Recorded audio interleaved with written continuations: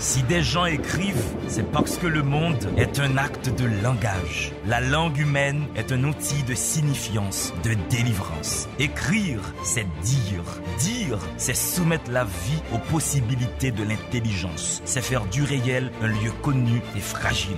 La lecture est cette expérience qui nous permet de plier l'univers pour le mettre dans notre poche. Mesdames et messieurs, c'est à partir du mot qu'on fait de la réalité un fait d'esprit. C'est à partir du verbe que la vie devient une denrée émotionnelle. Sur ces entrefaites, la télévision Caraïbe a le plaisir de vous présenter Délivrez-vous, une émission du livre, une émission pour le livre, une émission par le livre. Allez, il y aura assez de bonheur pour tout le monde. Délivrez-vous, délivrez-vous. Mesdames et messieurs, bonsoir. C'est Délivrez-vous qui débarque sur vos écrans. Délivrez-vous pour célébrer le langage, pour saluer la poésie. Délivrez-vous pour pousser le langage dans ses possibilités, dans ses retranchements les plus extrêmes. Vous l'avez compris, nous allons aujourd'hui parler poésie avec un poète de talent. Jean-Emmanuel Jacquet est à mon studio. Mais pour ouvrir le bal en grande pompe, temps poème.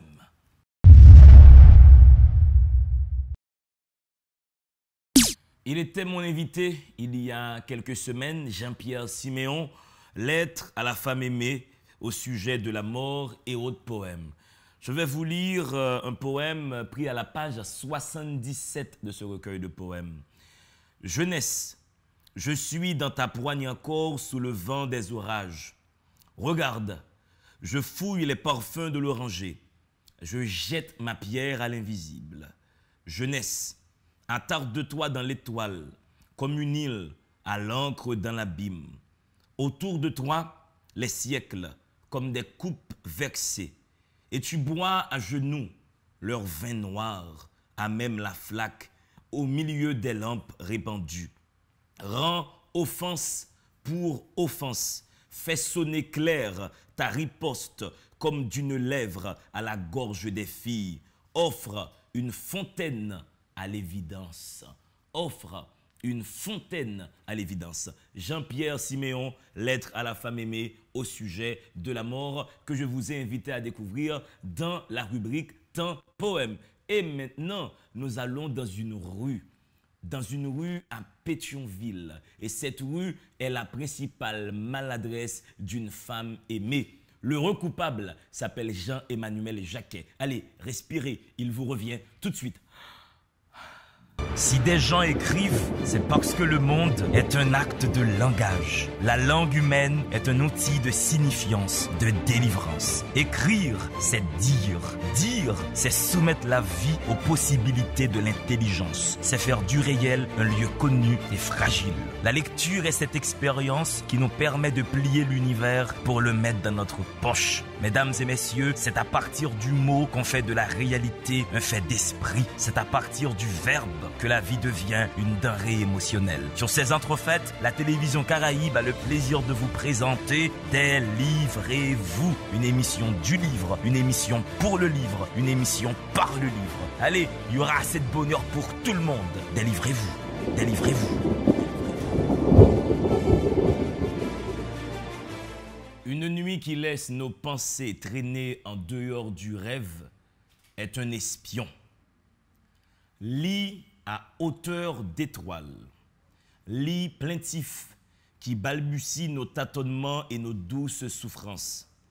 Je cherchais à reconnaître nos visages cloués au mur. Toi, tu cherchais la lumière du côté de chez les yeux. De quelle beauté sera donc fait ce poème? Chers amis, le temps est sombre et nos corps couverts de songes. Qu'attendent les oiseaux lorsque le jour apparaîtra sous nos oreillers? Sinon, l'odeur du rance et nos corps éjectant les dernières gouttes d'alcool. Jean-Emmanuel Jacquet, de quelle beauté sera donc fait ce poème? Bienvenue à Délivrez-vous. Merci D'Angelo, merci pour l'invitation. Merci aussi à tous les fans de l'émission qui choisissent d'écouter, de nous regarder ensemble aujourd'hui et à Délivrez-vous. C'est un plaisir. Et de quelle beauté sera donc fait le jour? Donc on va le voir aujourd'hui. On va voir ça tout de suite. Mais on va commencer en déroutant tout de suite les téléspectateurs. La rue Gabard est ta principale maladresse a été publiée aux éditions Rupture. Tu es l'un des éditeurs de Rupture. À la vérité, bien sûr, je suis l'un des membres, des porteurs de ce projet. Et maintenant, on a laissé pour d'autres gens et on fait d'autres choses. Vous connaissez peut-être certains projets sur lesquels je travaille. Et là maintenant, Rupture, c'était une édition pour valoriser le travail d'une série de jeunes talentueux qui n'ont pas voix au chapitre, qui ne trouvent pas d'espace pour s'exprimer ou du moins pour publier leurs œuvres. Et on a fait un bon chemin depuis 2012 jusqu'à 2018. Donc cette année, on n'a pas encore relancé nos activités, mais les éditions Rupture demeurent une fenêtre, un espace d'expression pour les jeunes et aussi pour rééditer aussi des ouvrages de qualité et qui sont peut-être tombés dans l'oubli, certains. Donc voilà. Mais c'est quand même brave de votre part de fonder cette édition dans un pays où on a tendance à dire que les gens ne lisent pas, que les gens n'investissent pas dans la lecture. Et vous décidez de créer une maison d'édition. Messieurs, vous êtes courageux. Je vais d'abord parler de moi en tant que lecteur déjà, et puis en tant qu'écrivain, avant de parler en tant qu'éditeur. Quand on dit aujourd'hui que les gens ne lisent pas en Haïti, je pense qu'il y a une sorte de paradoxe, il y a quelque chose qui ne fonctionne pas. Les gens ne lisent pas, pourquoi? Est-ce qu'ils ont accès aux livres? Est-ce qu'ils ont les moyens de se procurer les livres? Parce que moi, en fonction d'une série d'activités et dans lesquelles j'ai participé. Donc, les jeunes sont accros aux livres. Les jeunes s'intéressent beaucoup aux livres, mais ils n'ont pas les moyens, les livres sont chers, il n'y a pas de subvention pour les livres. Il y a un problème aussi d'accessibilité des livres. Il n'y a pas beaucoup d'écoles qui ont une bibliothèque. Il n'y a pas beaucoup de bibliothèques dans les villes de province. Ce qui veut dire que pour parler de manque de lecture ou bien que les gens ne lisent pas, il faut étudier tous ces paramètres. Il faudrait que l'offre soit là. Exactement. Il faut que les livres soient disponibles, les livres soient à des prix raisonnables, des prix plus ou moins compétitifs par rapport au marché, et puis pour que les jeunes puissent se procurer des livres. Imaginez-vous qu'un jeune écolier qui a 500 goudes, un livre coûte 500 goudes, et il faut aller demander à un parent 500 goudes. Et des fois, la préoccupation pour le mieux-être, pour la vie quotidienne est tellement intense. Le primum vivere. Exactement. Donc, donner 500 gouttes pour acheter un livre. Donc, déjà, il faut que le parent soit très, très, très ami de la lecture déjà. Et puis, a les moyens aussi pour le faire. Donc, moi, je mets entre guillemets cette question de que les gens ne lisent pas. Et l'expérience avec les éditions Rupture nous a permis de comprendre qu'il faut faire un certain effort sur le prix déjà des livres et sur la disponibilité des livres. Je salue, et à ce moment, c'est toi qui effectue un travail intéressant. Et c'est ça aussi dont on a besoin pour que on arrête de dire que les gens ne lisent pas. Ouais, il faut qu'il y ait une vraie militance, un vrai engagement, une vraie politique publique de la lecture. C'est à ce moment-là qu'on pourra dire que les gens lisent ou ne lisent pas. Si nous constatons ce qui se passe sur les téléphones portables, les gens lisent beaucoup Facebook, les gens lisent leur WhatsApp. Les gens lisent, mais il faut que ça tombe dans leur champ d'intérêt et il faut que ça soit accessible. Je reviens à la question initiale, Jean-Emmanuel Jacquet. De quelle beauté sera donc fait ce poème? Est-ce que pour toi, le métier de poète, c'est un métier de créateur de beauté? En effet, c'est un métier de créateur. On a un espace pour jouer avec les mots, mais on a un espace aussi pour produire du sens. Et la rue Gabard est ta principale maladresse. La rue Gabard, c'est une adresse. C'est ta principale maladresse dans le cas où, en tant que producteur de sens, j'ai pu réaliser que cette personne ou bien cet être ne devrait peut-être pas être là, à ce moment précis ou bien dans des conditions précises. Donc, je pense que ce n'est pas qu'une adresse, cette rue Gaba, c'est aussi une maladresse. Donc, la maladresse des gens, la maladresse des politiques, la maladresse de l'aliénation même du social. Donc, tant de maladresses dans cette rue où les gens sont aliénés, sont déshumanisés, sont traités de manière inhumaine même. La question la plus facile, Jacquet, pourquoi la rue Gabar et non la rue Chavannes, et non la rue Rigaud, et non la rue Auger? Quelle est la particularité de cette rue Gabar dans ton imaginaire de créateur? Les gens qui connaissent Pétionville très bien, qui ont l'habitude d'y aller, qui ont vécu là-bas, connaissent bien cette réalité de la rue Gabar. Et à un certain moment, c'était, après le tremblement de terre, notamment plus récemment, c'était une sorte de bastion de jeunes filles qui cherchent l'inconnu, qui cherchent de quoi vivre. Moi, j'appelle l'inconnu de quoi vivre parce qu'on ne sait pas sur quoi on va tomber quand on cherche la vie. Et on dit, ça souper. Oui. Ça veut dire qu'on ne sait même pas sur quoi on va tomber. Lorsqu'on cherche la vie, on peut même trouver la mort. On peut même trouver la mort, voilà. Donc, c'est des jeunes filles qui cherchent l'inconnu. Et je me souviens, après le tremblement de terre, il y avait la MINUSTAH, les gens, les cadres qui passaient par là et puis qui accueillaient à bras ouverts les jeunes filles. Et puis aussi, il y a des jeunes filles qui sont tombées sur des gens, sur de mauvaises personnes. Ça veut dire, il y a tout ça à la rue Gabar. Et il y a peut-être à Pétionville d'autres rues similaires, mais par rapport à mes expériences à la rue Gabar, j'y ai travaillé pendant un certain moment. Et du coup, cela m'a pris tout un plaisir et une tristesse à la fois de voir cette rue, de voir les gens évoluer, les jeunes filles évoluer, d'où j'ai tiré ce personnage dans ce recueil qu'on pourrait même appeler un roman, dans la mesure où il y a une histoire, il y a quelque chose qui se passe derrière le texte. La rue Gabar est ta principale maladresse. Tu cites pour introduire le livre Charles de Marguetel, Saint-Évrémond. La poésie demande un génie particulier qui ne s'accommode pas trop avec le bon sens. Tantôt, c'est le langage des dieux, tantôt, c'est le langage des fous, rarement celui d'un honnête homme. J'ai bien aimé le fait d'être partagé dans ce double langage. La poésie est soit le langage des dieux, soit le langage des fous. Je me suis dit, n'est-ce pas la même chose, un fou et un dieu, et un poète? Définitivement. Moi, je pense que la décrétation à faire, c'est une question de conscience. Et c'est là que je pense que pourquoi venir dire des choses qu'on entend toujours?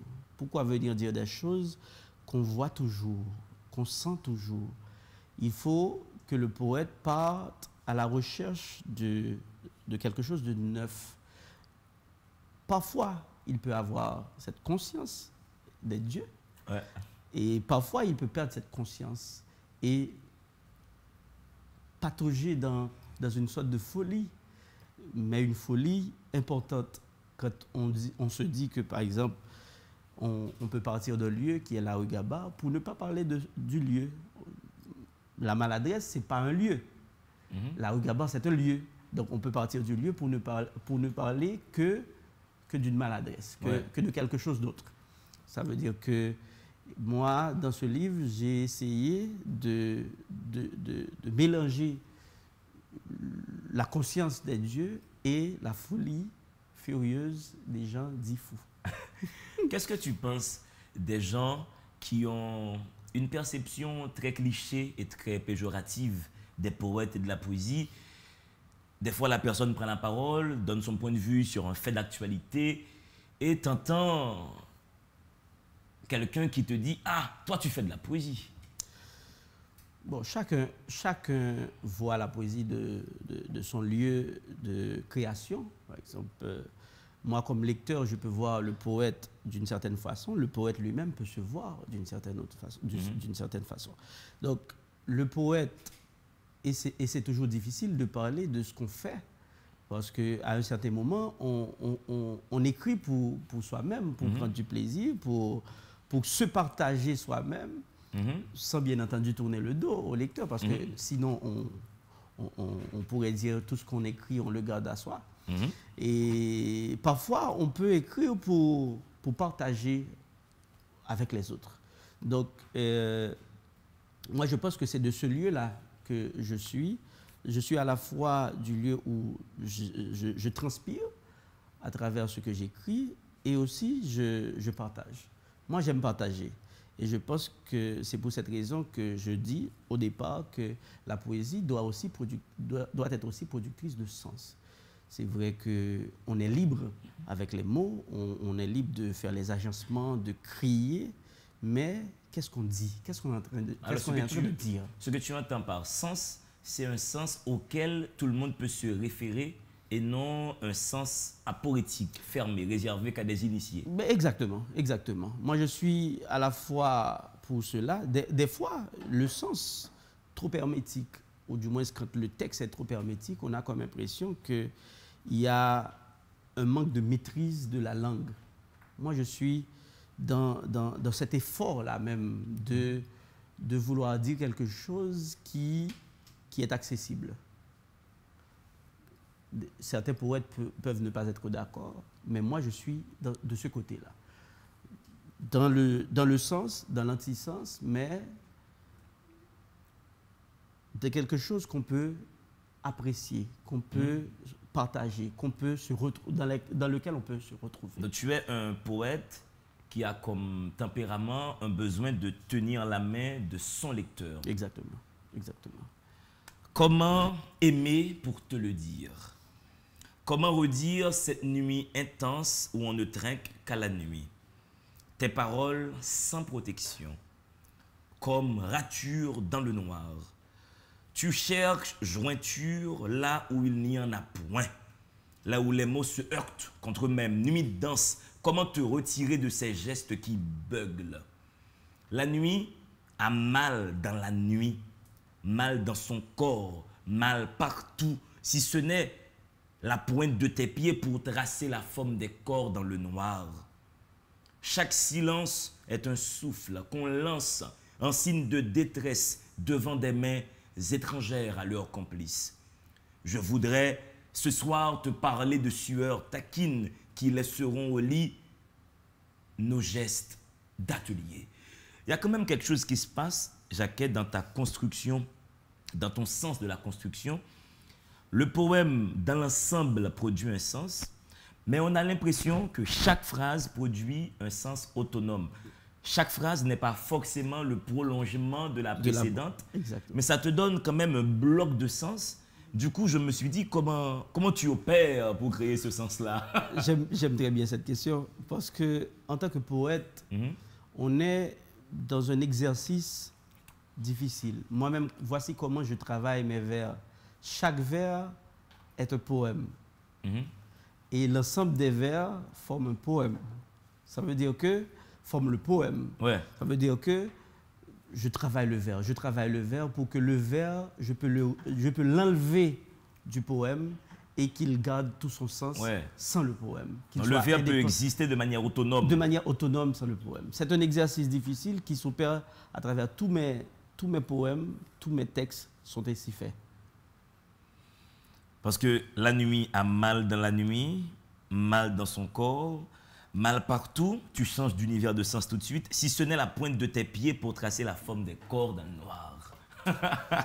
et tu vois le jeu entre la nuit et le noir. La nuit n'est pas forcément le noir. Oui. Parce qu'il y a tout un univers et puis il y a aussi le ressenti. Le noir, c'est le ressenti, mais la nuit, c'est l'univers. Tu laisses dans ma main ton fantôme, je le colle à moi, le porte à son meilleur territoire et laisse sur le trottoir jaillir la douleur. Vous suivez, mesdames et messieurs, Délivrez-vous, une émission du livre, pour le livre et par le livre. Je reçois Jean-Emmanuel Jacquet autour de son recueil de poèmes, autour de ce roman poétique, de cette prose qui danse et qui fait danser le langage. La Rue Gabar est ta principale maladresse, publiée aux éditions Rupture. Allez-y, respirez. Nous vous revenons tout de suite. Si des gens écrivent, c'est parce que le monde est un acte de langage. La langue humaine est un outil de signifiance, de délivrance. Écrire, c'est dire. Dire, c'est soumettre la vie aux possibilités de l'intelligence. C'est faire du réel un lieu connu et fragile. La lecture est cette expérience qui nous permet de plier l'univers pour le mettre dans notre poche. Mesdames et messieurs, c'est à partir du mot qu'on fait de la réalité un fait d'esprit. C'est à partir du verbe que la vie devient une denrée émotionnelle. Sur ces entrefaites, la télévision Caraïbe a le plaisir de vous présenter Délivrez-vous, une émission du livre, une émission pour le livre, une émission par le livre. Allez, il y aura assez de bonheur pour tout le monde. Délivrez-vous, délivrez-vous. Seule la poésie permet au langage de constater à quel point il est riche. Seule la poésie permet au langage d'explorer toutes ses possibilités d'expression. Jean-Emmanuel Jacquet est un travailleur du texte, un travailleur du langage, un artisan de la beauté poétique, la beauté portée dans une pagination. La rue Gabard est ta principale maladresse. Je suis à la page 23 et ce poème est dédié à tous les jeunes de ce pays qui ont 23 ans. Tu contournes la ville de tes cheveux et dessines un self-langage, rouge comme ta robe du dimanche, sans mot de passe, sans carnet, pas de haine dans ton mouchoir. Tout ce que tu portes abandonne le mensonge dans la nudité de la fleur. Est-ce que tu aimes explorer les sentiers de la nudité? Comme poète, est-ce un univers de sens qui t'interpelle, le nu? C'est l'apanage du poète. En fait, quand on est in and out. Ça veut dire qu'on est à l'intérieur, on est en dehors. On explore l'extérieur, on explore aussi l'intérieur. Et tu vas voir que dans ce livre, il y a beaucoup de jeux intérieurs, comme la nudité, comme le sexe.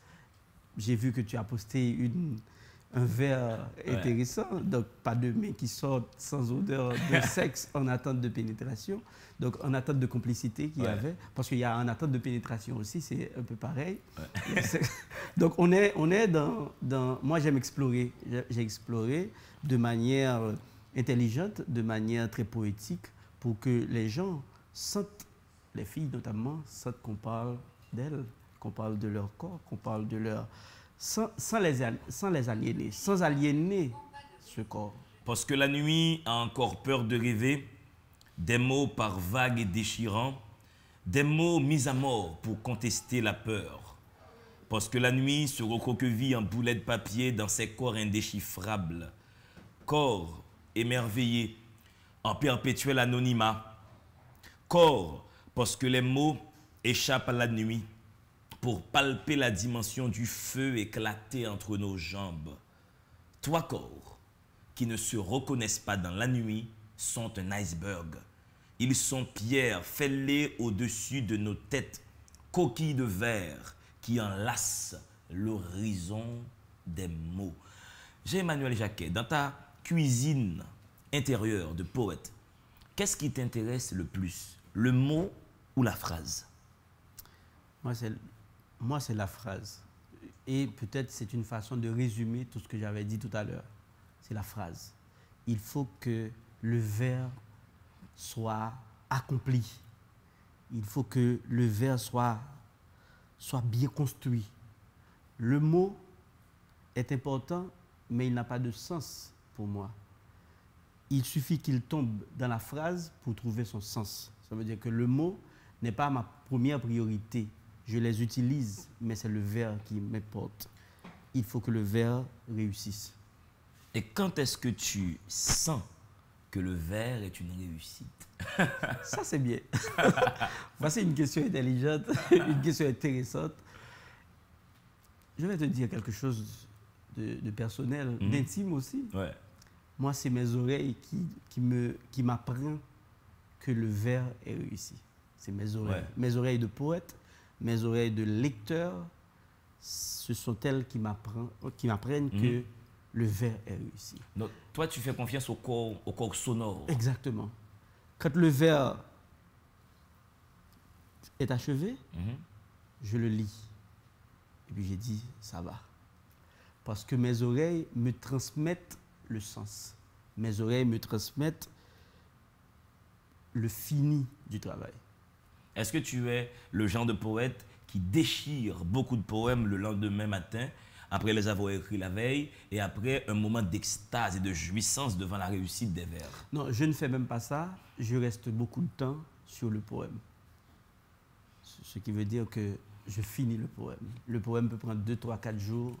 Je le termine. Ouais, tu l'achèves. L'achève. Comme mes mains deviennent tiennes, dans tes mains, je reviens vers d'autres lieux qui n'ont pas de saison, d'autres terres qui te sont étrangères sans renier ton corps. Mi-femme, mi-quelque chose d'autre, tu es peut-être bien vivante sans t'en être aperçue. J'ai beaucoup aimé la formulation mi-femme, mi-quelque chose d'autre. Tu as pris le temps de contempler le corps d'une femme. Ouais, j'ai vu la femme. Après, je m'attendais à la voir plus en profondeur. Après, tu me déroutes tout de suite. Tu me dis mi-femme, mi-quelque chose d'autre. Il y a une forme de transcendance. Il y a quelque chose qui échappe à l'entendement humain.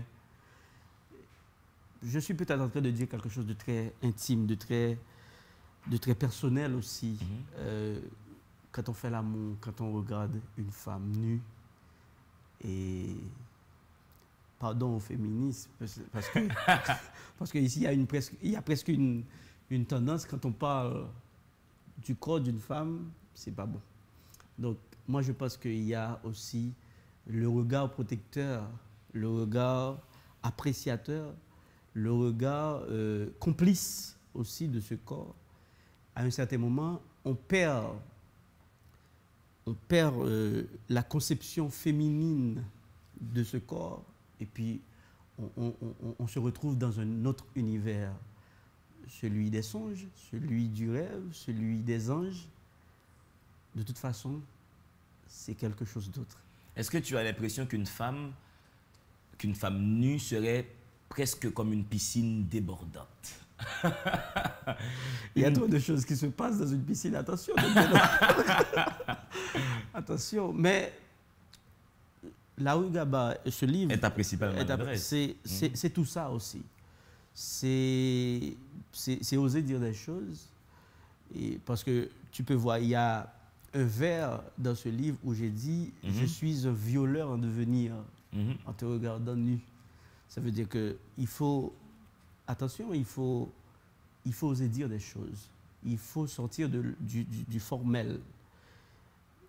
Ça, c'est de la poésie. C'est le travail du poète. Ouais. Et laisser le formel, c'est créer presque un métamonde avec du langage, mais avec le limon comme seul patin pour le lendemain. Ta coupe de parole sur ta langue toute humide apprend à l'homme le langage des chiens, sans moquer du rêve des enfants nuit pleine de lune. Je me suis dit que tu voulais écrire sans se moquer du rêve des enfants. Et puis là, j'ai préparé cette question. Je me suis dit, est-ce que des fois, un poème n'est pas une faute de frappe? Est-ce que des fois, la faute de frappe ne participe pas à donner une autre vie au poème? Moi, j'ai fait exprès de lire ce poème sans le se moquer. Apprends à l'homme le langage des chiens sans moquer du rêve. Je trouve que ça marche. Sans moquer du rêve des enfants nuit pleines de lune. En fait, quand j'étais plus jeune, et pour faire suite à ce que tu dis, parfois, quand j'arrive sur un poème, et puis il y a un mot que je regarde, et puis je dis, mais il y a une faute ici. Il y a une phrase, il y a une faute ici. Il y a un mot qui manque, il y a un lapsus. C'est au fil du temps, à force de lire beaucoup de poèmes, à force de lire beaucoup d'auteurs, des étrangers, des auteurs africains, méditerranéens, j'ai compris que c'est cette liberté-là, même qu'on a comme poète, de forger le mot, de lui faire perdre son sens et de lui donner un nouveau sens. Donc voilà comment je te rejoins dans ce que tu as dit tout à l'heure. Le poème est définitivement un espace de liberté. Et c'est pour cette raison que nous invitons beaucoup de jeunes qui regardent cette émission à se mettre à l'écriture. C'est un espace où vous pouvez tellement exister, vous pouvez créer des mondes, vous pouvez faire des mots et ce que vous souhaitez. Le temps est lourd, Jean-Emmanuel Jacquet, et nos pays redeviennent soupirs et insolence. Nous avons laissé nos corps apprendre chaque phalange de nos mains, chaque éclat des pupilles. Mais j'ai beaucoup adoré la formule qui met en avant la lourdeur du temps. Du coup, je me suis dit, dans ton temps de créateur, est-ce que des fois tu sens que le temps est sur ton dos quand tu écris? Est-ce que tu as l'impression que le temps t'empêche d'avancer ou te permet d'avancer? Quel est ton rapport au temps? Lorsque j'écris, généralement, le temps est important. C'est pour cette raison que certains de mes livres sont prisonniers du temps. Parfois même, je cite le temps dans le texte. Dans ce livre aussi, parfois je cite le temps. Tellement le temps a une charge pleine d'émotions, a une charge émotionnelle, a une charge aussi sur le texte que j'ai pris le plaisir de citer. On est en novembre parce que au mois de novembre, ça a dit quelque chose qui est différent du mois de mai. Donc parfois, je cite l'époque, le temps, parce que c'est important pour moi. Mais est-ce que tu as peur du temps qui passe? Tout le monde, en fait. Ouais. Tout le monde. Est-ce que tu as l'impression que le temps nous épuise? Oui, tout le monde. C'est qu'il y a une course contre le temps. Tout le monde. Le texte évolue avec le temps. Parfois, si on le laisse, ça arrive toujours. On commence un livre, on arrête.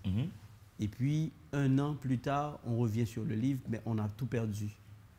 Il fallait réécrire quelque chose, abandonner le livre parfois. Donc, le temps, parfois, il faut faire vite. Il faut faire vite, il faut faire bien, mais il ne faut pas abandonner le temps. Quand j'ai dit faire vite, ce n'est pas faire vite pour terminer le travail, mais c'est faire vite pour ne pas laisser filer le temps d'expiration, laisser filer le temps, l'énergie, le temps de l'énergie. À un certain moment, on a une certaine énergie. Après, on perd cette énergie. Il faut garder cette énergie. Il faut profiter du temps où on a l'énergie, exactement, la bonne disposition mentale pour lire ou écrire. Et c'est important que tu précises ça parce que des fois, les gens pensent qu'ils n'aiment pas lire alors qu'ils ne sont tout simplement pas au bon moment. C'est ça. Si vous êtes fatigué, si vous êtes épuisé, si vous n'êtes pas content de la vie, c'est peut-être pas le bon moment de lire. Au fait, quand vous pensez que vous n'aimez pas lire, c'est faux. C'est tout simplement que vous n'êtes pas au meilleur moment de la journée pour lire. Contre la raison, nous y sommes allés, remplis de paradis. Est-ce que tu crois au paradis? J'imagine le paradis comme fils de chrétien, comme quelqu'un qui a une éducation chrétienne également, catholique notamment. Et on imagine tous le paradis, ce que c'est. C'est comme un mythe parfois, c'est comme un rêve, c'est comme un dessin, le paradis. Et dans ce livre, le paradis, c'est comme un dessin. Ouais. D'ailleurs, la fameuse expression « beau comme un dessin ». Nous portions des blessures pour échapper à l'inconnu. Nos corps irrécupérables balbutient encore le langage de l'inquiétude. Un amour qui tue est un assassin. Je n'ai même pas besoin d'expliquer. Le vers, il est simple. Ouais. Moi, j'aime travailler aussi sur ça.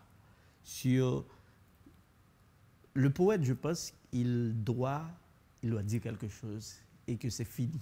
Ouais. Parce que, pourquoi j'ai aimé ce vers? Hier soir, j'étais à proximité de la radio. Nous sommes à la rue Chavannes, nous sommes au cœur de Port-au-Prince. Et dans un bar, j'entends un groupe d'hommes, particulièrement l'un d'entre eux, parlant avec fierté de comment il a bastonné sa femme. Le mec, il en tirait une fierté. Du coup, ça nous permet de dire à cette émission, un homme n'a nullement le droit de frapper une femme pour quelle que soit la raison. Si la femme ne vous convient plus, laissez-la. Après, le mec me répond, mais moi j'ai investi, D'Angelo. J'ai eu envie de lui dire, mais c'est pas une entreprise, une femme. Définitivement. Si tu estimes que ton investissement serait à risque, tu quittes la femme, tu en cherches une autre. Mais pour aucune raison, un homme n'a le droit de bastonner une femme. Et c'est bien que tu dises qu'un amour qui tue est un assassin. Vif plaisir qu'on initie dans une gouttière, 20 baisers à saisir par le bout de la langue pour ne pas faire peur à l'amour. La peur est notre 5e saison, saison qu'on annonce sur une place publique et qui finit sur un lit humide. Tant les corps mouillés se rassemblent et se frottent les mains, tant les sueurs inconnues coulent à flot dans nos sexes sans faire de bruit. Le sexe revient beaucoup, hein? Ça, j'aime bien. Oui, parce que si tu vois l'univers même de la création de ce texte, on est en plein dans la question sexuelle, parce que cette rue Gaba, pour revenir avec, déjà, il y a beaucoup de choses qui se passent, la prostitution, etc.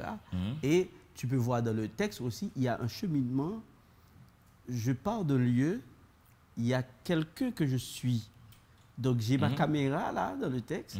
Donc je suis quelqu'un, je suis son parcours. Je lui parle sans qu'il le sache. Je lui parle, je parle à quelqu'un. Il y a une histoire qui se faufile. Je parle à quelqu'un qui est une travailleuse de sexe, en fin de compte. Ça veut dire que le sexe va revenir. Et je m'imagine faire cette expérience-là, cette expérience de ces patrons d'ONG, de ces travailleurs, ces employés et de la MINUSTAH, comme je l'ai dit, parce que le texte a suivi ce parcours à ce moment-là.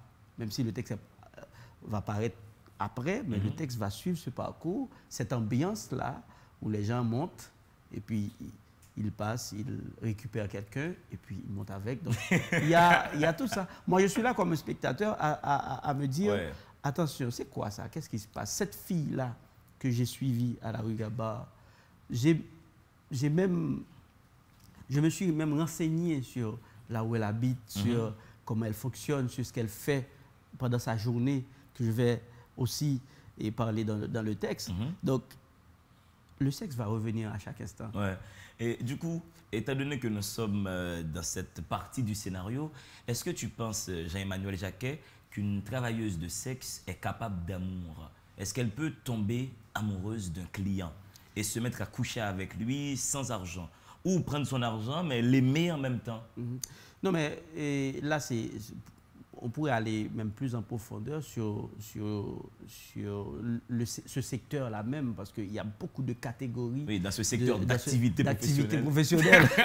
Il y a beaucoup de catégories de personnes dans ce secteur. Donc, moi, je pense que c'est la fin de tout lorsqu'on n'arrive pas à aimer. C'est la fin de tout. Donc, dès que quelqu'un ne ressent plus rien, ne sent pas l'amour, moi, je pense que c'est la fin de tout. Et donc, tu penses qu'une travailleuse de sexe n'est pas immunisée contre l'amour. Elle a toujours un cœur et elle peut tomber sur un client charmant, gentil, aimable. Et une prostituée est donc capable d'amour. Exactement. Mais est-ce que toi, tu croirais en cet amour si tu es à la place de l'homme aimé? Est-ce que tu penses qu'une prostituée... Ça fait partie de l'émission. Ça fait partie de l'émission. Bon, en fait, tu ne tombes pas amoureux d'un premier regard, d'une première expérience. Ça prend du temps, ça se construit, et puis au fil du temps, et puis ça va arriver. Moi, je pense que dès que la personne prenne sa décision, elle peut faire des exploits. Parce que je parle d'exploits parce qu'il y a tellement une habitude, il y a tellement une ambiance. Les gens, à un certain moment, tu te demandes si cette personne-là n'a pas un état propre à lui. Donc, est-ce que cette personne-là peut revenir en arrière? Moi, je pense que ça peut prendre du temps. La personne, dès qu'elle choisisse de revenir en arrière, ça prend du temps. On doit aménager la question. Pour une reconversion professionnelle. Exactement, exactement. Vive les femmes qui oublient leur nom dans l'arrogance du jeu sexuel. On appellera chien un liquide qu'on fout dehors à coups de pied. Et sperme, un chien qui revient à chaque instant pour s'essayer à la vie. Ce beuglement est-il surin de femme en mal de nuit? Vive les femmes qui oublient leur nom dans l'arrogance du jeu sexuel. Vous suivez Délivrez-vous. La rue Gabard est ta principale maladresse. Jean-Emmanuel Jacquet est sur le plateau. Délivrez-vous, une émission du livre, pour le livre, par le livre, du bonheur. Il y en a pour tout le monde. Allez, respirez, on vous revient incessamment. Si des gens écrivent, c'est parce que le monde est un acte de langage. La langue humaine est un outil de signifiance, de délivrance. Écrire, c'est dire. Dire, c'est soumettre la vie aux possibilités de l'intelligence. C'est faire du réel un lieu connu et fragile. La lecture est cette expérience qui nous permet de plier l'univers pour le mettre dans notre poche. Mesdames et messieurs, c'est à partir du mot qu'on fait de la réalité un fait d'esprit. C'est à partir du verbe que la vie devient une denrée émotionnelle. Sur ces entrefaites, la télévision Caraïbe a le plaisir de vous présenter Délivrez-vous, une émission du livre, une émission pour le livre, une émission par le livre. Allez, il y aura assez de bonheur pour tout le monde. Délivrez-vous, délivrez-vous. La meilleure façon d'embraser le verbe, c'est de le mettre dans un propos poétique. Jean-Emmanuel Jacquet, il a trouvé la recette.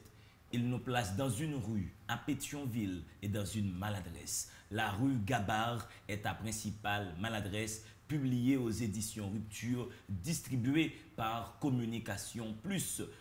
Bisous, Anaïs Chavenet. Mais la provocation sera quand même là. On va en revenir.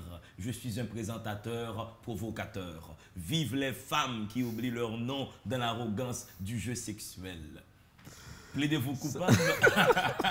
Je suis coupable parce que en fait, il y avait une chanson, c'était Créola ou Cadence. J'aime bien. Non. Dim qui l'angou parler. Dim qui l'angou parler. Il y a quelque chose comme ça.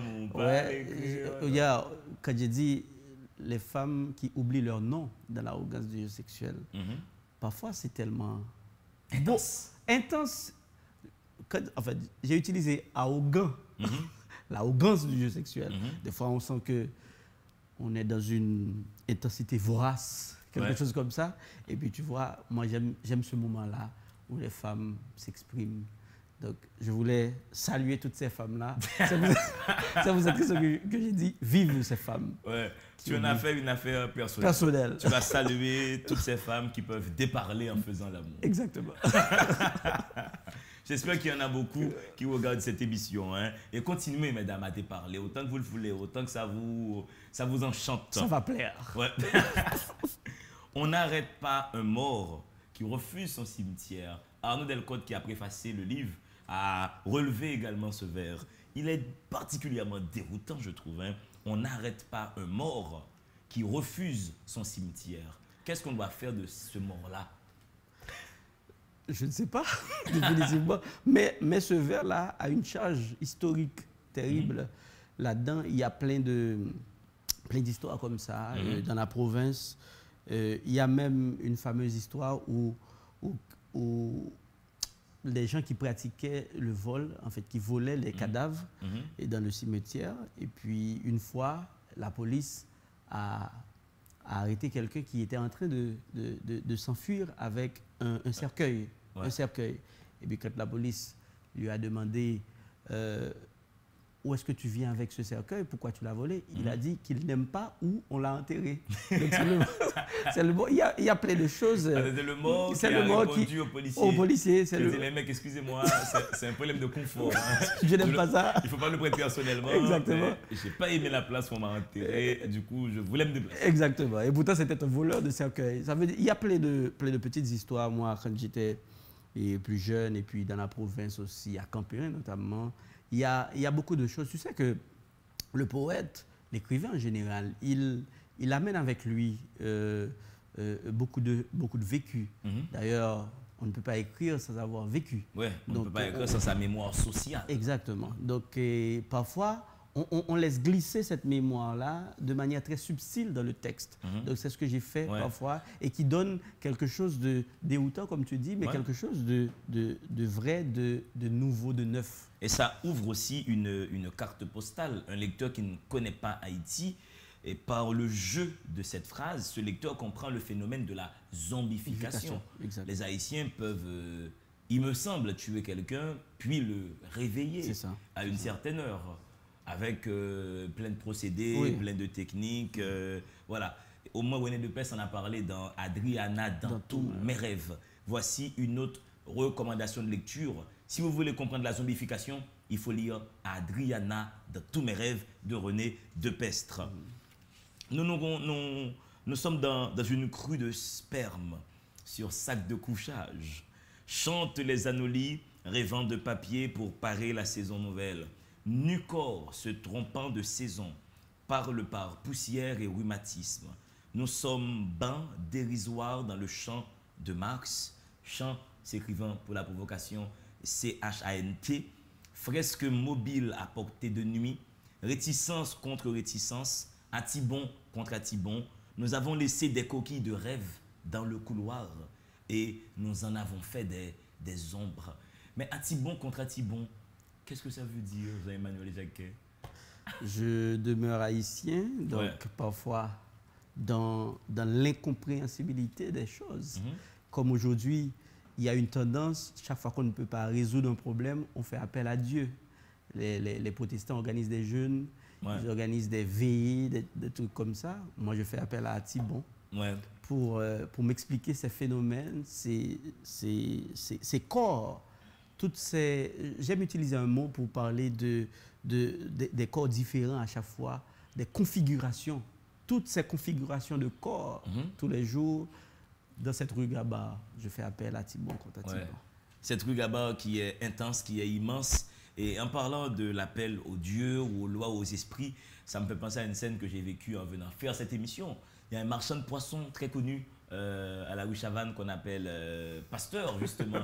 Je me suis rendu compte pourquoi on l'appelait Pasteur. Je rentre pour faire mon émission, je tombe sur ce marchand de poissons qui fait un très bon poisson, qui est très bien coté. Eh bien, il n'était pas marchand de poissons, il était marchand de Dieu. Et là, il prêchait avec son microphone. Je me suis dit, alors là, quand même... Non, mais c'est ça ici. La croyance peut pousser les gens vers des attitudes que tu ne leur supposais pas à la base. Les soleils levés sont des bulles de shampoing, d'autres soleils contraires les font disparaître prématurément. Le rouge éclat de l'Angélus arrivant rectangulaire sur la rue Gabard. Est-il l'éclat de ton sourire? Porte-t-il le répit devant la profondeur du silence? Est-ce que tu es un poète de silence? C'est là que je voulais en venir. Est-ce que tu travailles dans le silence? Est-ce qu'il faut que tes enfants soient loin de toi? Ta compagne, il faut qu'elle soit loin de toi? Est-ce qu'il te faut beaucoup de silence pour exister comme poète? En fait, comme le sexe dans le livre, le silence revient souvent. Et parce que cette rue-là dont je parle dans le texte, c'est une rue très, très mouvementée, très bruyante. Le silence, c'est le seul lieu du poète où il peut exister au milieu de cette turbulence, au milieu de ce brouhaha quotidien. Et la nuit également, dans cette rue, beaucoup de marchandes, beaucoup de gens, beaucoup de jeunes. Donc le silence, je l'approprie des fois, c'est mon lieu d'existence, c'est mon lieu de travail. Et tu peux voir aussi dans les vers, il y a une forme de fluidité, d'humanité, de réappropriation de soi-même à travers le silence qui se fait. Donc le silence, c'est mon lieu de partage. C'est un lieu de performance pour toi. Tout est à redire sur des lèvres que tu portes contre l'abstinence. Un corps que tu portes contre la chasteté des autres et qui a la saveur d'un corps en attente de pénétration. Pour moi, c'est la meilleure description du monde d'une prostituée. Exactement. Parce que ses lèvres sont contre l'abstinence, son corps est contre la chasteté des autres et son corps a la saveur d'un corps en attente de pénétration. Mais est-ce que des fois, ce n'est pas les clients qui se font pénétrer, est-ce que des fois les prostituées ne nous pénètrent pas? Est-ce que les rôles ne sont pas transmutés? Moi, je pense aussi. Ouais. Je pense aussi, c'est peut-être pour cette raison que beaucoup de personnes n'aiment pas fréquenter ces lieux parce qu'elles trouvent qu'il n'y a pas de réciprocité. Il y a, nous autres, nous aimons qu'on lance le message qu'on nous reçoit 5 sur 5 et qu'on nous rend l'appareil. On aime ça tout le temps. Donc c'est pour cette raison que moi je pense qu'il faut accepter que c'est permuté, mais il faut accepter aussi que le plaisir est là, il est à portée de main, il faut le prendre. Peu importe que... Tu as écrit quelque chose aussi comme ça, qui dit la même chose. Ouais. Tu as dit que c'est quoi cet amour qui va dans les deux sens. Qui va dans les deux sens. Je n'ai jamais oublié ce vers de toi-même. Ouais. C'est quoi cet amour qui va dans les deux sens? Parfois, on n'a pas besoin on n'a pas besoin de réciprocité. On n'a pas besoin que l'amour soit bilatéral. Exactement. Ouais. Tu aimes et ça va. Voilà, c'est à portée de main, on le saisit. Ouais, à portée de main, à portée de corps. Qui a dit baise si ce n'est fracas de lèvres à rigueur posthume, cliquetis de pluie sur toiture de songe, redondance de son à force de va-et-vient, le jeu de l'amour comme celui de la mort est crampe dans la cervelle. Nous tâtonnons les mamelles pour en extraire le sucre de la pierre. L'alcool, ce chemin qui nous mène à la symphonie complète. Craquement de droit sur truchement de pied. La nuit n'a pas succombé à ces crampes d'estomac. Nuit, prétexte de poésie. Là, j'ai eu l'impression que tu décris un rapport sexuel. Exactement. Exactement. Tu es poète, tu saisis rapidement le lien et tu comprends vite. Ouais, je vois quand ça se passe là. Yeah. J'ai vu. Il y a un désordre, il y a un désordre quelque part. Et puis il y a un va-et-vient, et puis il y a une redondance, et puis il y a une crampe. Je me suis dit, Jacquet nous mène à quelque chose. Exactement. Mais c'est l'imaginaire. Quand on vit ces lieux, quand on est spectateur et puis on imagine, dans l'imagination, tout se passe. Donc, on est en face d'une réalité bien propre. Comme poète aussi, le jeu sexuel, c'est notre lieu d'existence également. Qu'on le fait ou pas, il est dans l'imagination, il est dans l'imaginaire. Il porte aussi les mots comme les mots le portent aussi. Ce soir, nous parlerons du balcon des dépressifs.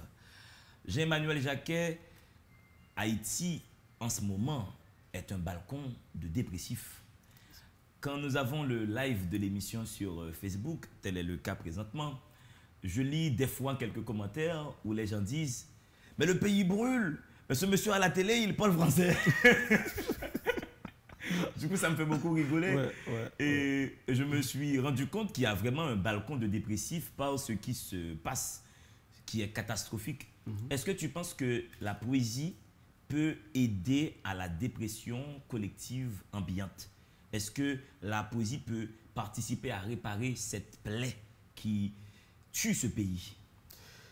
Bon, ce n'est pas son bien fondé, ce n'est pas son objectif premier, mais si elle peut le faire, tant mieux. Donc, parce que moi, comme poète, attention, je ne suis pas insensible par rapport à ce qui se passe. C'est dommage qu'ici, tout le monde, on sent comme une sorte d'obligation pour que l'on parle du même lieu. Oui. Non, ce n'est pas juste. Une société ne se construit pas comme ça. On a comme l'impression que tout le monde doit parler du même lieu. Non, ce n'est pas ça. Je suis poète. Si ma poésie peut aider à quelque chose, tant mieux. Ouais. Mais ce n'est pas son objectif. Mais c'est bien que tu mentionnes ça parce que présentement en Haïti, dans le discours public, il y a un totalitarisme de la parole. C'est ça. Si tu dis que le tableau n'est pas rouge, alors il est forcément noir. Yeah. Alors qu'il y a d'autres couleurs et il faut laisser la place à une variété d'opinions. Mais là maintenant, les gens qui sont impliqués en politique font passer, quelle que soit la personne qui ne possède pas, qui ne maintient pas, qui ne postule pas la même position politique qu'eux, comme étant des partisans de tel parti ou de tel autre. Mesdames et messieurs, quand c'est pas blanc, ça ne veut pas dire que c'est noir. C'est clair. Il y a le gris, et même dans le gris, il y a plein de nuances de gris. Jean-Emmanuel Jacquet, cacophonie pour chaophobie. rituel à vive allure sur des panneaux de sourire que tu étales sur l'étagère, un baiser qui te veut nu est un sexe. Ne fais point confiance à un cœur qui bat, tu en seras victime d'apoplexie. Est-ce que là tu marques ton léger doute sur la profondeur du sentiment amoureux? Est-ce que tu penses que des fois l'amour se rate? Non, au contraire, je parle exactement de l'intensité de l'amour. Non pas de sa défaillance, ou bien par rapport à la personne, ou bien par rapport à une personne et quelconque dans une situation bien déterminée. Au contraire, je parle même de la complexité, ou bien de la complicité même qui existe dans le jeu de l'amour. Quand quelqu'un peut se voir en train d'aimer dans toute la profondeur du mot une prostituée. Ça veut dire que le jeu de l'amour est sans état d'âme. Ouais. Donc, au contraire, dans ce vers-là, je parle de l'intensité même de l'amour. Moi, j'ai dénoté quelque chose dans ta façon de parler. Tu dis, dans la profondeur de l'acte d'aimer, tu fais une prostituée. Tu as un peu baissé la voix sur le mot prostituée. Ça, c'est pour te provoquer. Jean-Emmanuel Jacquet, tu n'es pas à ta première publication. Tu as écrit d'autres livres avant et tu en écriras plein d'autres.